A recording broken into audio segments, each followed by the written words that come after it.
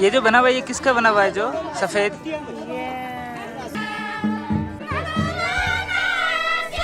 दोस्तों, आर्यंस ये शब्द भारत के इतिहास के साथ सैकड़ों सालों से जुड़ा हुआ है, लेकिन अभी भी कुछ लोगों को ये ही लगता है कि अब आर्यंस नहीं है। अगर उन लोगों में आप भी शामिल हैं तो जान ले कि आप गलत हैं। आज की ये वीडियो आपके लिए बहुत ही जरूरी होने वाली है दोस्तों, क्योंकि भारत का एक कोना जिसे हम लद्दाख कहते हैं, लद्दाख में कारगिल से 70 किलोमीटर दूर एक गांव में आपको ये लोग मिलेंगे। जी हाँ, जो आपको अपने जैसे दिखेंगे, नाचते गाते खुश रहते, अपने हर कल्चर को एंजॉय करते, दीन दुनिया से बिल्कुल कटे हुए। इतना ही नहीं, इनके पास पहुंचने के लिए आपको इंडियन आर्मी की परमिशन भी लगेगी। लद्दाख के अन्य देशों की तरह उनकी बनावट काफी अलग है। ये तिब्बती लोगों जैसे नहीं दिखते। ये लंबे होते हैं, गोरे होते हैं, लंबे लंबे बाल होते हैं, जबड़े उठे और नाक नुकीली होती है, आंखों का रंग हल्का, कुल मिलाकर बेहद ही खूबसूरत होते हैं। लेकिन एक बात और जानकर आपको हैरानी होगी, शायद आपके पैरों तले जमीन खिसक जाए जब आपको ये पता चले कि इन खूबसूरत पुरुषों से बच्चे की चाह लिए यहाँ विदेशी महिलाएं भी आती हैं और इनसे प्रेग्नेंट होने की ख्वाहिश रखती हैं। प्रेग्नेंट होने के बाद ये अपने देश लौट जाती हैं। सवाल वही है कि आखिर क्यों? सुनने में आपको थोड़ा अजीब जरूर लगेगा, लेकिन ये सच है दोस्तों। मैं अभी यहाँ से 15 किलोमीटर आगे पहुँच चुका था फिर वापस। दोस्तों, ये आर्यंस हैं। लद्दाख क्षेत्र की इस जनजाति को शुद्ध आर्य जाति का मूल वंशज माना जाता है। शुद्ध आर्यंस ये लोग सिकंदर महान की सेना में सैनिक हुआ करते थे। जब सिकंदर महान आया तो उनकी सेना के कुछ सैनिक सिंधु घाटी में रह गए और इन्हें मास्टर रस के नाम से भी जाना जाने लगा। इसलिए उनके शरीर की बनावट लद्दाख के अन्य लोगों की तरह बिल्कुल भी नहीं है। लद्दाख की राजधानी लेह से 163 किलोमीटर दक्षिण पश्चिम में चारों तरफ हरियाली ही हरियाली, पास में बहती इंडस नदी और उसके पास दिखते हैं ऊंचे ऊंचे पहाड़। ऐसे ही खूबसूरत नजारे दिखाती है आर्यन घाटी भी। आर्यन वैली लेह से लगभग 200 किलोमीटर की दूरी पर है और ये 5 गांव बियामा, गारकौन, दारचिक, दहा और हानो विलेज, इन गांवों में ब्रोकपा समुदाय के लोग रहते हैं। इन समुदाय के लोगों का दावा है कि वे दुनिया के आखिरी बचे हुए शुद्ध आर्य हैं। इस विवादित दावे को ब्रोकपा अपने सिर का ताज मानते हैं और गर्व भी महसूस करते हैं।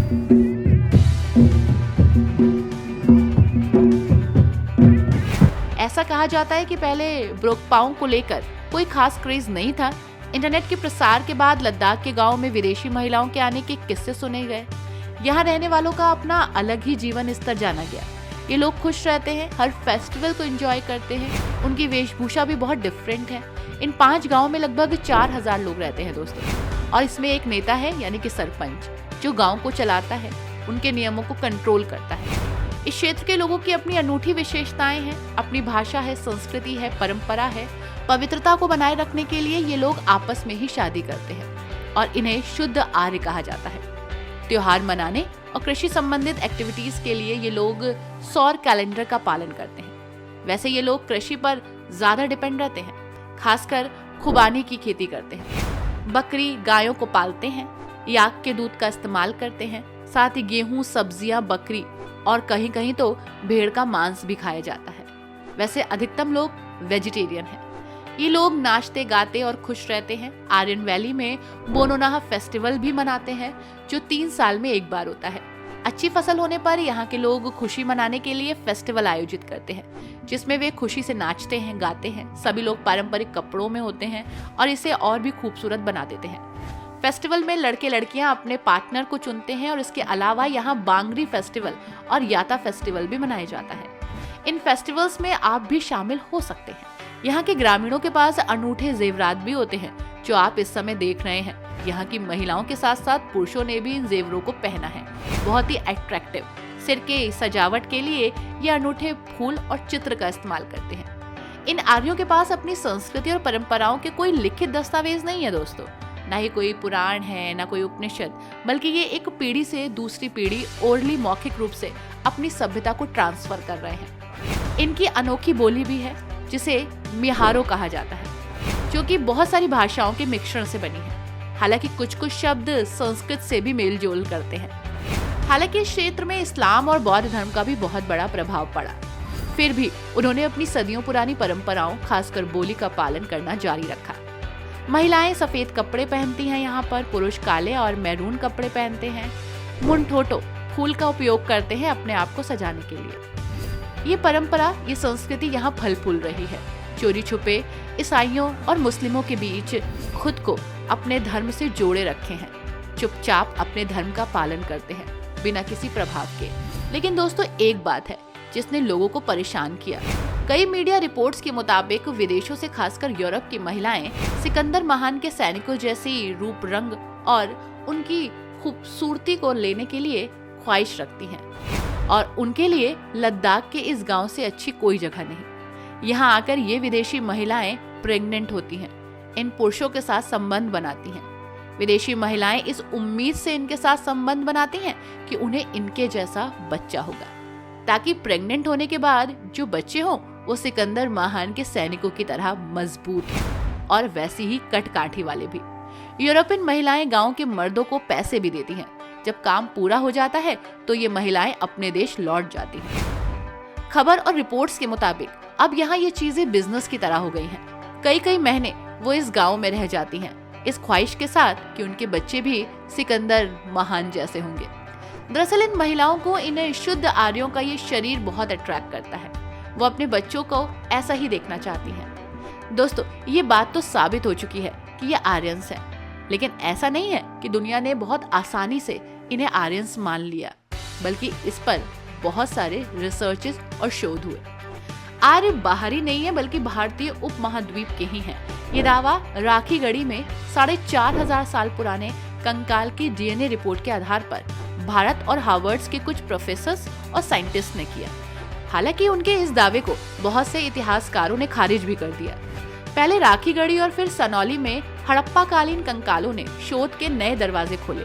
राखीगढ़ी की पुरातात्विक खुदाई में 4500 साल पुराने कंकाल मिले, जिनकी डीएनए जांच के बाद डेक्कन कॉलेज ऑफ आर्कियोलॉजी के प्रोफेसर वसंत शिंदे और DNA scientist doctor Neeraj Roy ने दावा किया कि हड़प्पा सभ्यता को विकसित करने वाले भारतीय उपमहाद्वीप के लोग ही थे।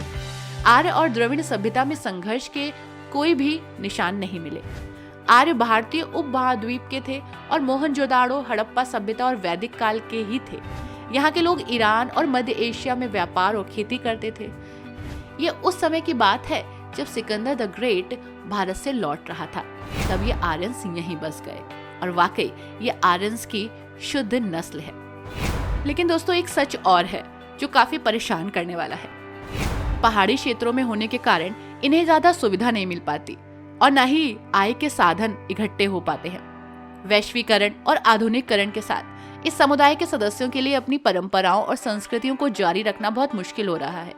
लोग शिक्षा, नौकरी और बेहतर जीवन के लिए शहरों की ओर जा रहे हैं। नई पीढ़ी अब खेती करना नहीं चाह रही है, बल्कि नौकरी करना चाह रही है, जिसकी वजह से वो इंडियन आर्मी में शामिल हो रहे हैं। अपनी विरासत को संरक्षित करने के लिए लगभग 30 लोगों ने 2019 में दिल्ली का दौरा भी किया था और उस समय जनजातीय मामलों के राज्य मंत्री को अपनी रिपोर्ट सौंपी थी।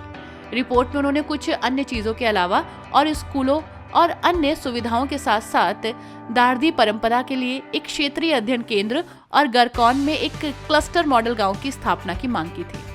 अधिकारी इस क्षेत्र को न केवल इस जगह के रीति रिवाजों और मानदंडों को बेहतर ढंग से समझने के लिए पर्यटन के लिए खोल रहे हैं, बल्कि इससे उन्हें अपनी आजीविका बनाने में भी मदद मिलेगी। इसी के साथ गवर्नमेंट ने भी इनकी सुविधाओं के लिए बहुत काम किया है। यहाँ पर कई म्यूजियम हैं जो हिस्ट्री और कल के बारे में हमें बताते हैं।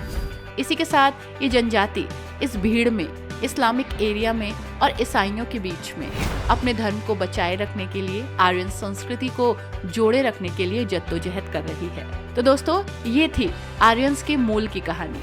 आपको कैसी लगी ये वीडियो हमें जरूर बताइएगा। वीडियो को लाइक एंड शेयर करना मत भूलिएगा। Thanks for watching. Bye bye and take care.